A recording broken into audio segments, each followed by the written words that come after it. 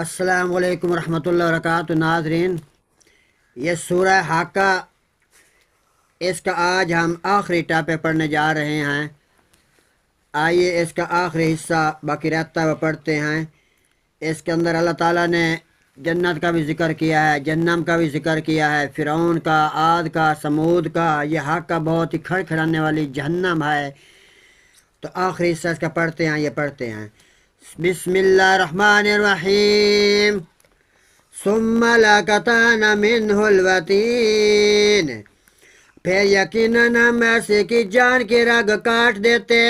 فما منکم من احد عنہ حاجزین، پھر تم میں سے کوئی بھی ہمیں اس سے روکنے والا نہ ہوتا۔ وَإِنَّهُ لَتَذْكِرَةٌ لِّلْمُتَّقِينَ، بے شک یہ قرآن ڈرنے والوں کے لیے ایک نصیحت ہے۔ وَإِنَّا لَنَعْلَمُ أَنَّ مِنْكُمْ مُكَذِّبِينَ، اور بلا شبہ یقیناً ہم جانتے ہیں کہ تم میں سے کچھ لوگ لانے والے ہیں۔ وَإِنَّهُ لَحَسْرَةٌ عَلَى الْكَافِرِينَ، اور بے شک وہ لوگ یقیناً کافروں کے لیے حسرت کا باعث ہیں۔